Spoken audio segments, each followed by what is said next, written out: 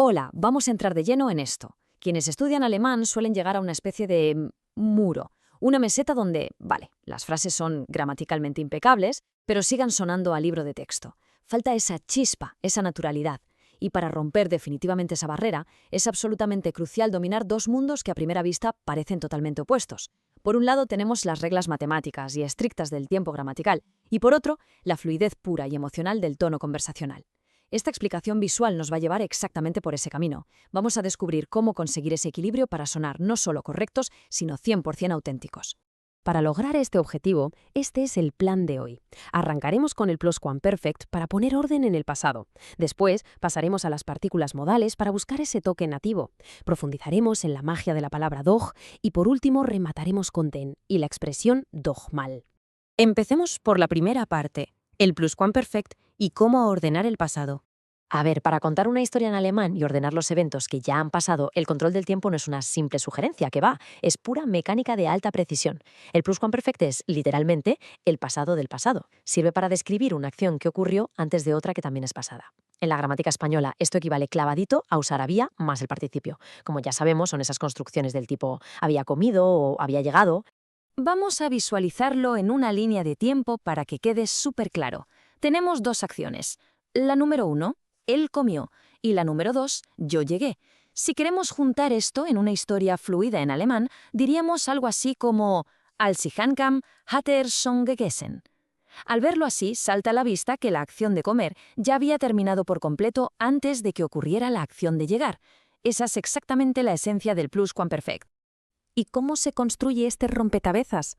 Bueno, es una fórmula casi matemática. Necesitamos sí o sí un verbo auxiliar en pretéritum, que será hatte o war, y a esto le sumamos el Partizip Zeit, el participio pasado del verbo principal, como por ejemplo gemacht. Es decir, auxiliar en pasado más participio igual a pluscuamperfect. Dominar esta estructura es la llave maestra para no perder el hilo temporal al hablar. Pero claro, estamos hablando de alemán, así que siempre hay un pequeño giro de tuerca, ¿verdad? La eterna pregunta, ¿cuándo usamos haben y cuándo usamos sein? Pues bien, para la gran mayoría de los verbos la respuesta es simple, haben. Por ejemplo, ich hatte gearbeitet, que es había trabajado. Pero ojo aquí, si el verbo implica movimiento, desplazamiento o un cambio de estado, ahí la regla nos obliga a usar sein, como en ich war gegangen, había ido. Tener esto claro marca un verdadero punto de inflexión entre ser un principiante y alguien que realmente controla el idioma. Para que esta idea se quede bien grabada, hagamos una comparación cara a cara. A la izquierda tenemos el pasado de toda la vida, el perfect, ich habe gegessen, o sea, he comido. Y a la derecha, su contraparte del pasado anterior, el pluscuamperfect, ich hatte gegessen, había comido. Contrastarlos de esta forma ayuda muchísimo a entender exactamente cuándo hay que sacar a pasear esta herramienta. Porque al final del día no se trata solo de conjugar bien, sino de marcar el orden cronológico con absoluta precisión alemana. Pasamos ahora a la sección 2, partículas modales, o cómo conseguir ese escurridizo toque nativo. Vale, vamos a dejar atrás la rigidez matemática del tiempo para meternos en un terreno verdaderamente fascinante, el de la emoción y el tono. ¿Qué demonios son exactamente las modal particle? Pues son palabritas diminutas que curiosamente no alteran en absoluto la gramática de la frase, pero le dan un vuelco total al tono o a la intención. Y aquí está el gran truco. La mayoría de las veces no tienen una traducción directa al español. Intentar descifrarlas traduciendo palabra por palabra es una trampa mortal. En lugar de eso, el secreto está en aprender a sentir el impacto emocional que tienen en la conversación. Fijémonos en la diferencia abismal que puede causar una sola palabra. Si soltamos un comando como setz dich, que es simplemente siéntate, suena bastante seco, directo, casi como una orden militar. Pero si le añadimos una de estas partículas y decimos setz dich doch, ¡boom!, todo cambia. Se vuelve inmediatamente una invitación amable, equivalente a decir anda, siéntate o pasa y siéntate. Es increíble que una simple sílaba sea el escudo perfecto para evitar sonar agresivos. Y bueno, hay todo un arsenal de estos matices conversacionales. Por nombrar algunas, tenemos ja para indicar que algo es súper obvio, mal para suavizar una petición, luego están eben y halt, que aportan un toquecillo de resignación ante algo que no se puede cambiar, o wohl para cuando estamos suponiendo algo. Es alucinante la variedad de colores emocionales que podemos pintar en una charla cotidiana usando estas palabras. Literalmente son el ingrediente secreto para sonar fluidos. Y eso nos lleva a la sección 3. Los múltiples usos de Deutsch.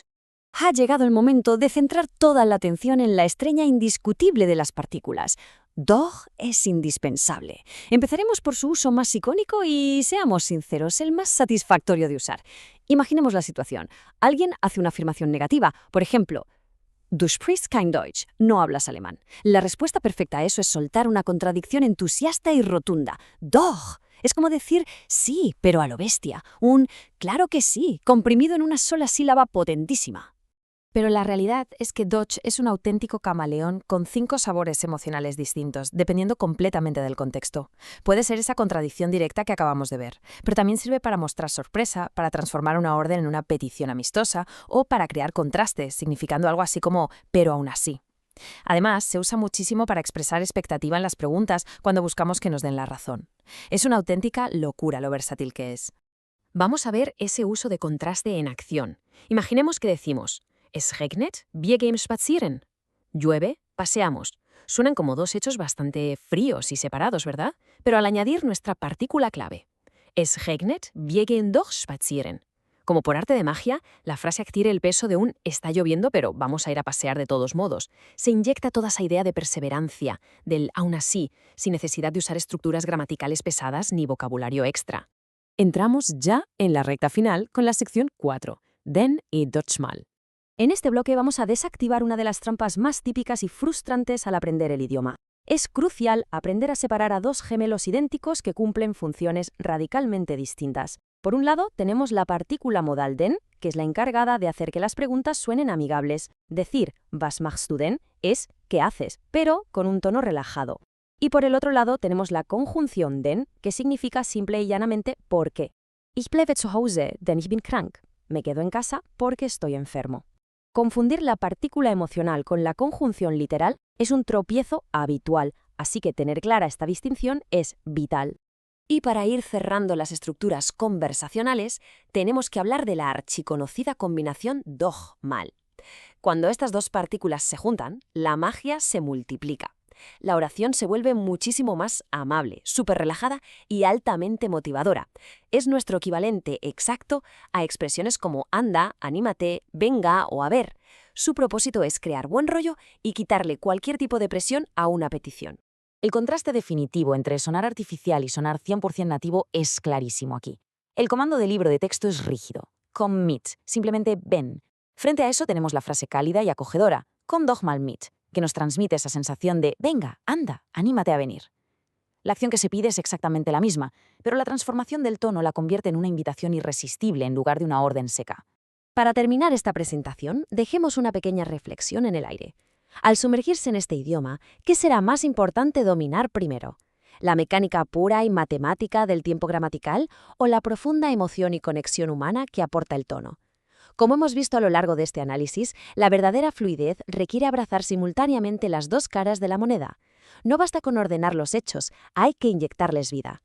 Ojalá que esta explicación sirva de guía para lograr ese equilibrio perfecto y alcanzar un dominio realmente vibrante del idioma. ¡Hasta pronto!